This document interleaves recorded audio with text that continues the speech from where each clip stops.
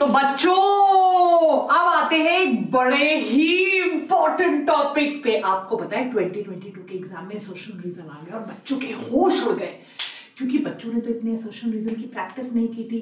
वो उस टाइप के क्वेश्चन आ गए, which of the following is not true, उसके लिए बार बार स्टेटमेंट पढ़नी पड़ी, which of the following is not incorrect, मतलब क्वेश्चन पूछना चाह रहा है कि करेक्ट है पर पूछा ऐसे, और बहुत सारे असर्शन रीजन आ गए, फिजिक्स में भी, केमिस्ट्री में भी, बायो में भी, और बच्चों का बैंड बज गया।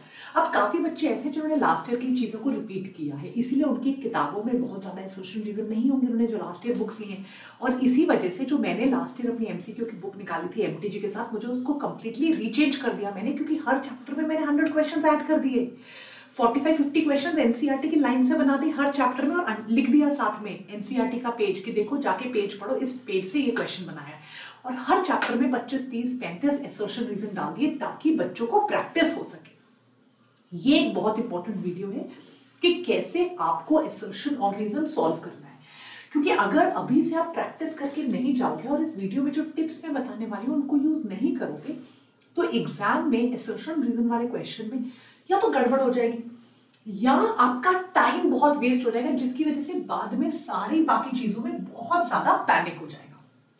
सबसे इंपॉर्टेंट चीज, असर्शन रीजन में घुंडी या वो चालूनेस कहां आती है, इज इट द रीजन और is it not the reason. देखो थर्ड फोर्थ ऑप्शन इजी है, गलत है स्टेटमेंट, दोनों ही स्टेटमेंट गलत है, हो जाएगा। पर अब वो स्टेटमेंट दोनों ट्रू है, पर क्या वो उसका रीजन है या नहीं, इसीलिए असर्शन रीजन में हमेशा आपको टाइम लेना चाहिए। अगर आप टाइम लिए बिना कर रहे हो तो मतलब गड़बड़ कर रहे हो। इसके बाद आपको हर एक स्टेटमेंट इंडिपेंडेंटली पढ़नी है, जिससे आपको यह पता चलेगा कि यार ये स्टेटमेंट जो है वो ट्रू है या फॉल्स है, जिससे आप थर्ड और फोर्थ ऑप्शन पे बहुत इजीली आंसर कर पाओगे। उसके बाद सारे ऑप्शंस एक बार दोबारा पढ़ो, देखो कि यार ये इसका रीजन बन रहा है या नहीं। फर्स्ट और सेकंड के थर्ड फोर्थ एलिमिनेट करने के बाद फर्स्ट और सेकंड ऑप्शन पे आओ, पॉसिबल ऑप्शंस, राइट। प्रैक्टिस, जितनी बार आप प्रैक्टिस करोगे इसको समझ में आने लग जाएगा आपको कि रीजन वाला कैसा स्टेटमेंट अपेयर होता है, यार उसको लिंक कैसे करते हैं रीजन के साथ। और एनालाइज करिए क्वेश्चन को कि यार वो सिर्फ स्टेटमेंट ट्रू है या वो उसका रीजन भी है। चलिए, तो इसी के साथ let us move to the next question, right everybody, the next part of the statement. एक क्वेश्चन मैं आपको करके भी दिखाऊंगी टुवर्ड्स द एंड। अगर आपने जल्दबाजी की तो आप या तो ट्रू फॉल्स वाली स्टेटमेंट में गलत कर दोगे, आपको समझ में नहीं आएगा ट्रू है फॉल्स है। मोस्ट इंपॉर्टेंटली ट्रू फॉल्स हो जाएगा, रीजन नॉन रीजन में आप पक्का गड़बड़ करके आओगे, मार्क्स कटा के आओगे, नेगेटिव मार्क करवा कर आओगे। सो प्लीज इंश्योर कि आप टाइम ले लो, हर एक स्टेटमेंट को इंडिविजुअली करो। पहले देखो असर्शन एक स्टेटमेंट है, वो क्या कहना चाह रहा है, अब इंडिपेंडेंटली पढ़कर ये पता लगाओ कि भैया सेकंड स्टेटमेंट, दोनों स्टेटमेंट ट्रू है, तो थर्ड फोर्थ ऑप्शन तो गया।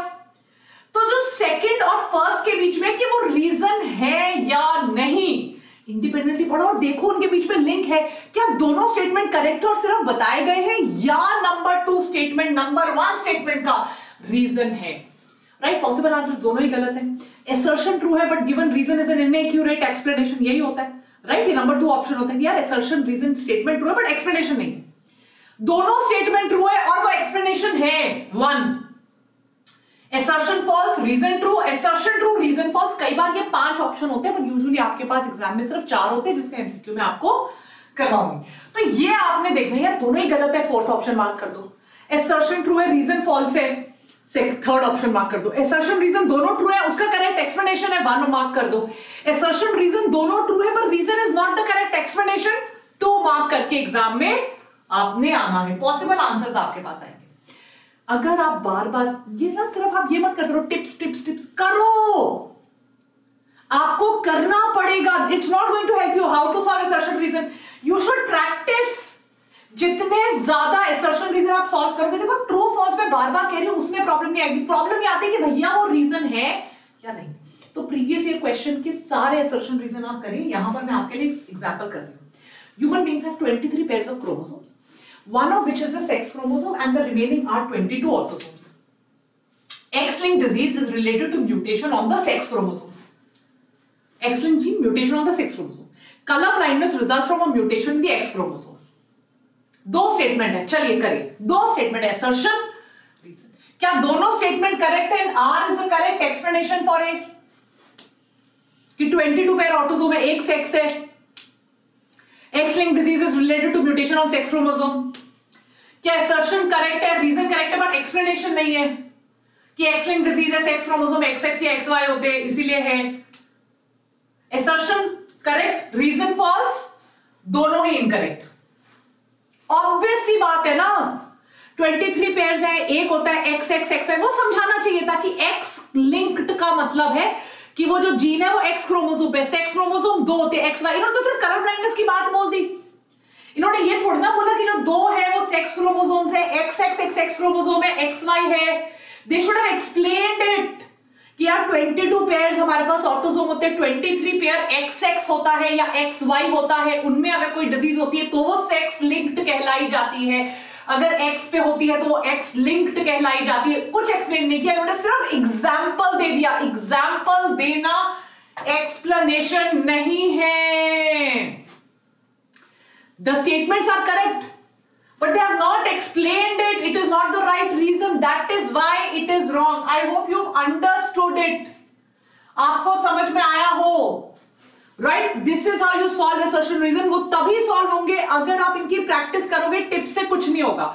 थोड़े दिन पहले बायोटॉनिक चैनल पे ही मैंने 50 assertion reason प्रैक्टिस करवाए थे, जाकर वो वीडियो भी देख लीजिए। Take care, God bless you. ऐसे बहुत सारे वीडियोस हम लेकर आते रहेंगे, सो प्लीज इंश्योर कि आप लाइक कर रहे हैं, शेयर कर रहे हैं, सब्सक्राइब कर रहे हैं। बाय बच्चों।